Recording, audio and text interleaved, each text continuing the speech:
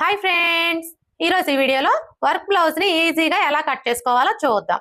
దీనికి ముందు వీడియోలో వచ్చేసి లైనింగ్ ఎలా కట్ చేసుకోవాలో చూసారు కదా. ఇప్పుడు మనం ఈ లైనింగ్ ని బేస్ చేసుకొని మెయిన్ క్లాత్ ఎలా కట్ చేసుకోవాలో చూద్దాం. ఫస్ట్ అయితే ఈ లైనింగ్ ని పక్కన పెట్టేసుకొని మెయిన్ క్లాత్ కి right side wrong side check చేసుకొని రైట్ సైడ్ వచ్చేసి పై వైపునకు ఉండేలాగా ఈ విధంగా పెట్టేసుకోవాలి. అర్థమైంది కదా. రైట్ సైడ్ వచ్చేసి పై వైపునకు ఉండేలాగా ఈ విధంగా పెట్టేసుకోవాలి. ఇలా పెట్టేసుకున్న తర్వాత ఫస్ట్ అయితే మనం హ్యాండ్స్ ని కట్ చేసుకోవాలి, తర్వాత బ్యాక్ పార్ట్ ని కట్ చేసుకోవాలి, తర్వాత ఫ్రంట్ పార్ట్ ని కట్ చేసుకోవాలి. ఇక్కడైతే చూడండి, మనకి హ్యాండ్స్ వచ్చేసి ఒక వైపున ఒక హ్యాండ్, ఇంకొక వైపున ఇంకొక హ్యాండ్ అయితే ఇచ్చున్నారండి. ఇలా వచ్చినప్పుడు ఫస్ట్ మనం ఒక హ్యాండ్ ని కట్ చేసుకోవాలి. చూడండి, ఈ హ్యాండ్ ని కట్ చేసుకునేటప్పుడు ఫస్ట్ మనం ఈ కింది వైపున ఖర్చు కోసం 1/2 ఇంచ్ మార్జిన్ తో ఒక లైన్ డ్రా చేసుకోవాలి. ఎందుకంటే మనం లైనింగ్ ని కట్ చేసుకునేటప్పుడు ఈ కింది వైపున ఖర్చు కోసం 1/2 ఇంచ్ మార్జిన్ వదులుతాం కాబట్టి ఇక్కడ కూడా మనం 1/2 ఇంచ్ మార్జిన్ తో ఒక లైన్ డ్రా చేసుకోవాలి. ఒకవేళ మీరు లైనింగ్ ని కట్ చేసుకునేటప్పుడు ఖర్చు కోసం 1/4 ఇంచ్ మార్జిన్ వదిలారనుకోండి, అలాంటప్పుడు ఇక్కడ కూడా 1/4 ఇంచ్ మార్జిన్ తో లైన్ అనేది డ్రా చేసుకోవాలి.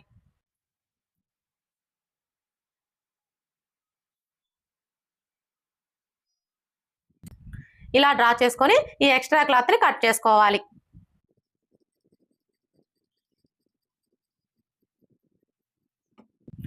ఇలా కట్ చేసుకున్న తర్వాత ఇప్పుడు ఈ హ్యాండ్ కి మిడిల్ లో ఒక మార్క్ చేసుకోవాలి. ఇక్కడ మనకి అర్థమైపోతుంది కదా, కరెక్ట్ గా హ్యాండ్ కి మిడిల్ లో ఒక మార్క్ చేసుకోవాలి.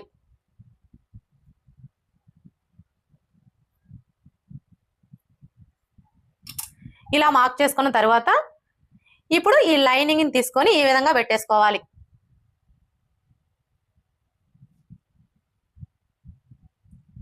చూడండి, మనం లైనింగ్ ని ఈ విధంగా పెట్టేసుకున్నప్పుడు ఇక్కడ మనం మిడిల్ పాయింట్ కోసం మార్క్ చేసుకున్నాం కదా, ఈ మార్కింగ్ దగ్గర ఈ టక్స్ వచ్చేలాగా ఈ విధంగా పెట్టేసుకోవాలి. ఇలా పెట్టేసుకొని ఇప్పుడు మనం ఈ లైనింగ్ కంటే మనకి మెయిన్ క్లాత్ వచ్చేసి చుట్టూ కూడా 1/2 ఇంచ్ ఎక్స్ట్రా ఉండేలాగా కట్ చేసుకోవాలి.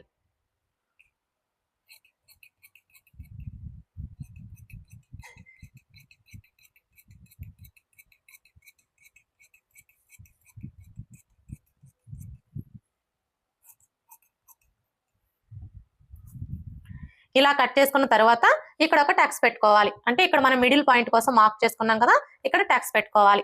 అలాగే కింది వైపున కూడా టక్స్ పెట్టుకోవాలి. మెయిన్ క్లాత్ కి టక్స్ పెట్టుకోవాలి, అలాగే లైనింగ్ క్లాత్ కూడా టక్స్ పెట్టుకోవాలి. ఇలా టక్స్ పెట్టుకున్నాము అంటే మనం స్టిచ్చింగ్ చేసుకునేటప్పుడు ఈజీగా ఉంటుంది. ఒక హ్యాండ్ ని కట్ చేసుకున్నాం కదా, ఇప్పుడు ఇదే విధంగా రెండో హ్యాండ్ ని కూడా కట్ చేసుకోవాలి.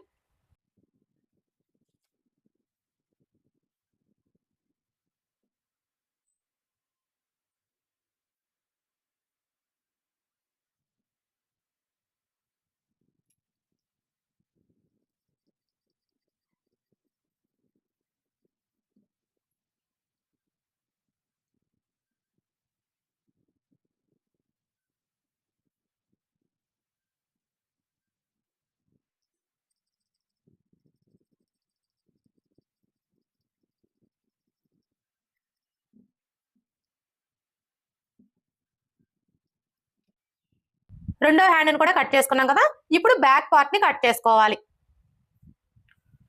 చూడండి, ఈ బ్యాక్ పార్ట్ ని కట్ చేసుకునేటప్పుడు క్లాత్ ని నీట్ గా ముడతలు లేకుండా ఈ విధంగా పెట్టేసుకోవాలి.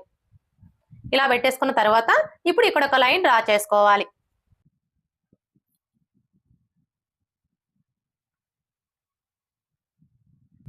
ఇలా డ్రా చేసుకున్న తర్వాత ఇప్పుడు మరలా షోల్డర్ ఖర్చు కోసం 1/2 ఇంచ్ మార్జిన్ తో ఇంకొక లైన్ డ్రా చేసుకోవాలి.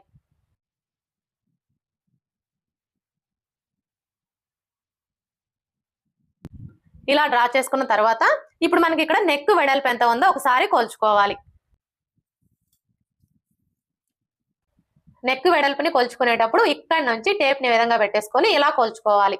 నెక్ వెడల్పు వచ్చేసి 5.25 ఇంచులు ఉంది. ఇప్పుడు ఈ 5.25 ఇంచుల్లో సగానికి ఒక మార్క్ చేసుకోవాలి. 5.25 ఇంచుల్లో సగం అంటే టేప్ ని 5.25 ఇంచుల దగ్గరికి ఇలా ఫోల్డ్ చేసుకున్నాము అంటే మనకు కరెక్ట్ గా 5.25 ఇంచుల్లో సగం వస్తుంది.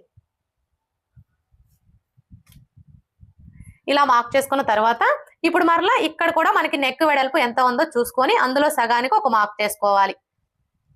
ఇక్కడ మనకి నెక్ వెడల్పు వచ్చేసి 5.35 ఇంచులు ఉంది. ఇప్పుడు ఈ 5.35 ఇంచుల్లో సగానికి ఒక మార్క్ చేసుకోవాలి.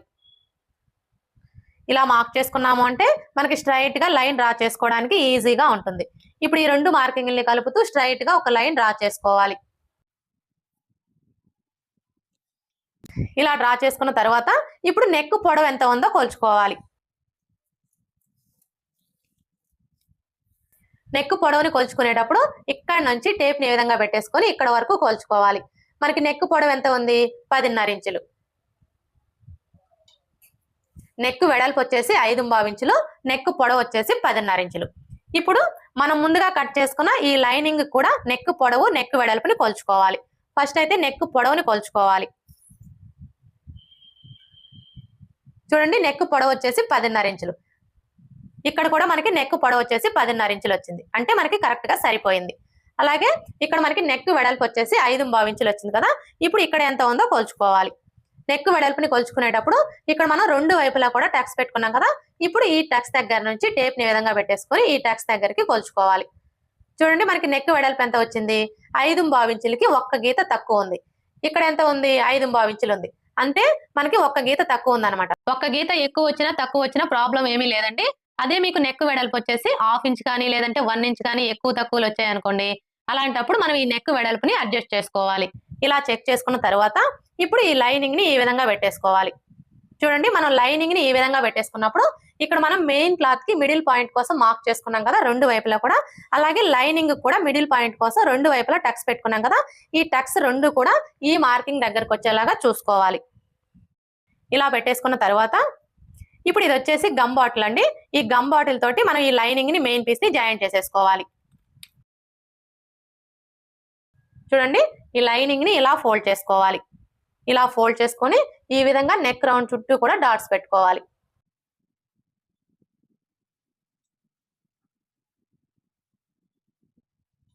ఇలా డాట్స్ పెట్టుకున్న తర్వాత ఇప్పుడు ఈ లైనింగ్ ని ఇలా ఫోల్డ్ చేసుకోవాలి.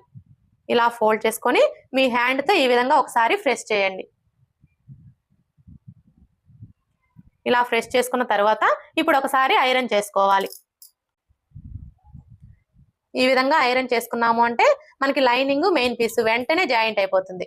ఒకవేళ మీ దగ్గర ఐరన్ బాక్స్ లేదనుకోండి, అలాంటప్పుడు ఇలానే ఒక 2 మినిట్స్ ఉంచారు అంటే మీకు లైనింగ్ మెయిన్ పీస్ జాయింట్ అయిపోతుంది. ఈ విధంగా మనం లైనింగ్ ని మెయిన్ పీస్ ని గమ్ తో జాయింట్ చేసేసుకున్నాము అంటే మనం స్టిచ్చింగ్ చేసుకునేటప్పుడు క్లాత్ అనేది కదలకుండా ఉంటుంది. స్టిచ్ చేసుకోవడానికి ఈజీగా ఉంటుంది. ఇలా ఐరన్ చేసుకున్న తర్వాత ఇప్పుడు ఈ లైనింగ్ కంటే కూడా మనకి మెయిన్ క్లాత్ వచ్చేసి చుట్టూ 1/2 ఇంచ్ ఎక్స్ట్రా ఉండేలాగా కట్ చేసుకోవాలి.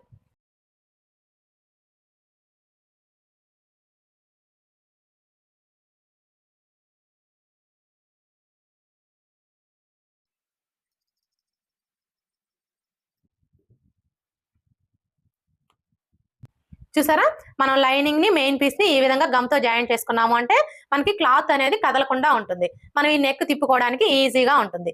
బ్యాక్ పార్ట్ ని కట్ చేసుకున్నాం కదా. ఇప్పుడు ఫ్రంట్ పార్ట్ ని కట్ చేసుకోవాలి. చూడండి, ఈ ఫ్రంట్ పార్ట్ ని కట్ చేసుకునేటప్పుడు కూడా ఫస్ట్ అయితే మనం ఇక్కడ ఒక లైన్ డ్రా చేసుకోవాలి. ఇలా డ్రా చేసుకున్న తర్వాత ఇప్పుడు మరలా షోల్డర్ ఖర్చు కోసం 1/2 ఇంచ్ మార్జిన్ తో ఇంకొక లైన్ డ్రా చేసుకోవాలి. అలాగే మనకి ఇటు సైడ్ వచ్చేసి ఉక్స్ పట్టి కాజా పట్టి వస్తుంది కదా.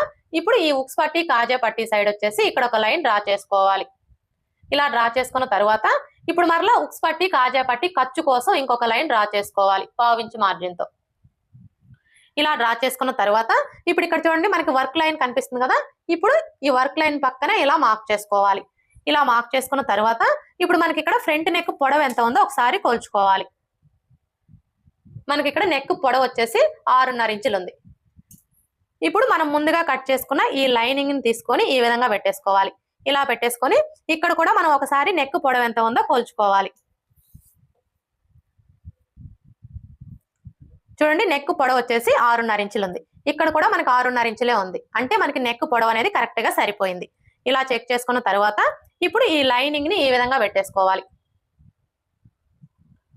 చూడండి, మనం లైనింగ్ ని ఈ విధంగా పెట్టేసుకున్నప్పుడు ఇక్కడ మనం టక్స్ పెట్టుకున్నాం కదా. ఈ టక్స్ వచ్చేసి కరెక్ట్ గా ఈ మార్కింగ్ దగ్గరకు వచ్చేలా చూసుకొని ఈ విధంగా పెట్టేసుకోవాలి. అలాగే ఇక్కడ కూడా చూడండి, ఈ టక్స్ వచ్చేసి ఈ మార్కింగ్ దగ్గరకు వచ్చేలాగా ఈ విధంగా పెట్టేసుకోవాలి. ఇలా పెట్టేసుకున్న తర్వాత ఇప్పుడు ఈ లైనింగ్ ని ఇలా ఫోల్డ్ చేసుకోవాలి. ఇలా ఫోల్డ్ చేసుకొని ఈ నెక్ రౌండ్ చుట్టూ కూడా ఇలా డాట్స్ పెట్టుకోవాలి. ఇప్పుడు మరలా ఈ లైనింగ్ ని ఇలా ఫోల్డ్ చేసుకొని మీ హ్యాండ్ తో ఈ విధంగా ఒకసారి ప్రెస్ చేసుకోండి. ఇలా ప్రెస్ చేసుకున్న తర్వాత ఐరన్ చేసుకోవాలి.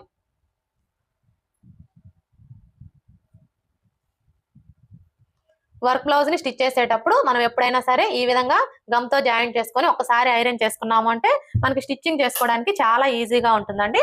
ఇలా ఐరన్ చేసుకున్న తర్వాత ఇప్పుడు ఈ లైనింగ్ కంటే కూడా మనకి మెయిన్ క్లాత్ వచ్చేసి చుట్టూ 1/2 ఇంచ్ ఎక్స్ట్రా ఉండేలాగా కట్ చేసుకోవాలి. అర్థమైంది కదా? ఈ విధంగా లైనింగ్ కంటే కూడా మెయిన్ క్లాత్ వచ్చేసి చుట్టూ 1/2 ఇంచ్ ఎక్స్ట్రా ఉండేలా కట్ చేసుకోవాలి. ఇప్పుడు మనకి ఇది వచ్చేసి బ్యాక్ పార్ట్, ఇది వచ్చేసి ఫ్రంట్ పార్ట్, ఇవి వచ్చేసి హ్యాండ్స్.